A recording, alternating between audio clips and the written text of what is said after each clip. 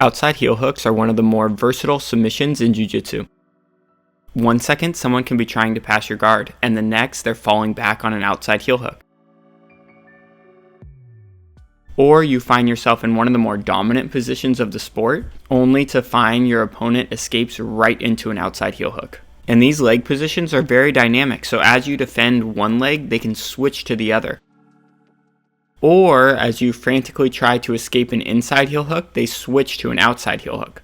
So in this video, we're not going to be talking about ballerina toes or things like that you can do to make it difficult for your opponent to get a good catch on your heel. If you're interested in that, there's a lot of good content out there. But our goal in this video is to first understand how to defend against Irimi Ashi, inside Ashi, and outside Ashi in isolation. But in reality, these positions aren't used in isolation, they're used in combination to get the finish. So our ultimate goal in this video is to outline a game plan when we're defending against this classic transition from Irimi Ashi to inside Ashi to outside Ashi.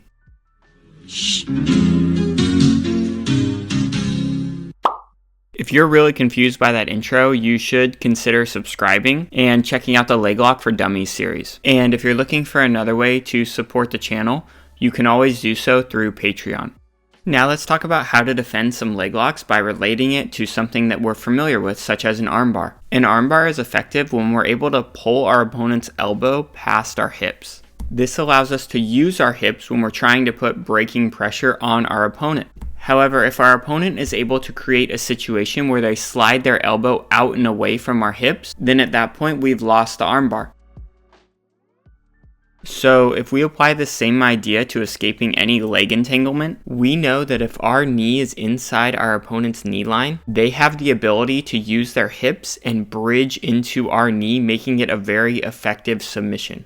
But if we can find ways to free our knee from their knee line, then we have effectively escaped the position. So now we're going to talk about different strategies to achieve this from various positions, starting with Irimi Ashi, or as most people know it as single leg X. Typically, this is used as a way to just enter into the legs and get the party started. But it definitely can be an effective finishing position if we don't know what we're doing. And hopefully after watching this section, you'll have an idea of what to do. So if our opponent wants to pursue an outside heel hook, what they're going to try and do is throw their outside leg over as a reap and expose our heel. So from a defensive perspective, our objective should be to get control over that foot and clear it from our hip while we ultimately free our knee from our opponent's knee line. Now again, these positions are very dynamic, so we just saw it from a standing position, but it can also be from seated, but the goal remains the same. We're monitoring that outside leg and clearing it from our hip. And from there, you can choose to disengage like we saw before, or you can enter into a leg attack of your own.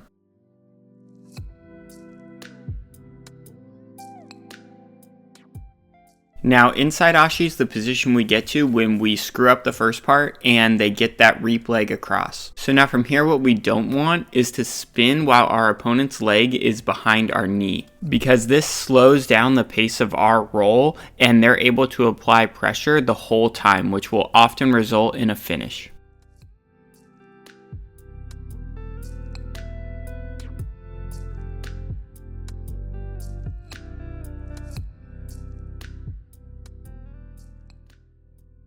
So if we lose the first battle and that reap leg comes across, it's now going to be the second leg that gives our opponent the ability to finish us. So our attention should go to addressing that second leg. Ideally, our opponent is never able to hook behind our knee with their second leg, and then we can get a hold of that second leg and work to free our knee from their knee line.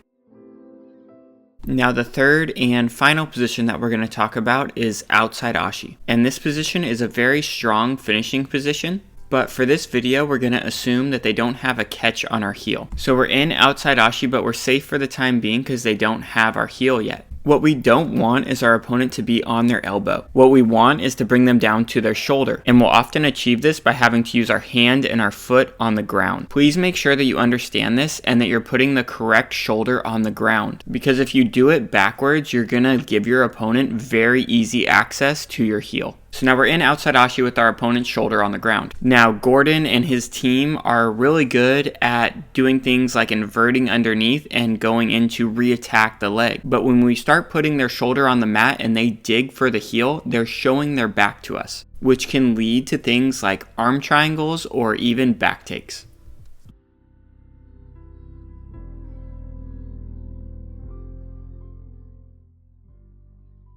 Now, one principle that is very relevant when defending every sort of leg entanglement, and especially from outside Ashi, is the use of our second leg. Often we use our second leg to push off of our opponent's hamstring while we bring our other leg towards our chest, which will ultimately free our knee from their knee line.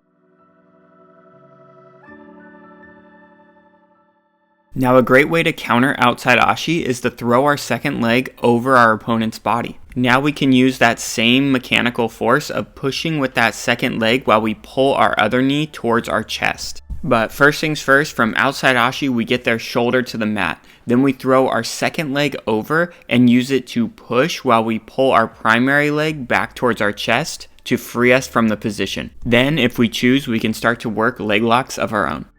So now that we understand how to defend these three positions in isolation, now we need to understand how it all comes together. First, our opponent is most likely going to enter our legs in Irimi Ashi Gurami. From there, we should be monitoring that outside leg, making sure they can't reap and go into inside Ashi. But if we screw up and they get to inside Ashi, our attention should go to the second leg so that we can open up space and free our knee.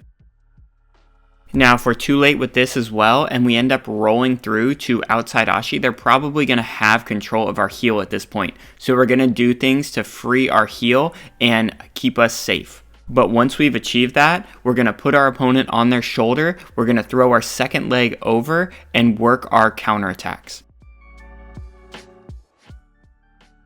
So hopefully this helps avoid some outside heel hook attacks, because like we talked about, outside heel hooks can happen from any position and they often happen very quick and in dynamic situations. But now hopefully you have a general guideline as to what you're trying to achieve from the different positions. I appreciate your support and I'll see you in the next video.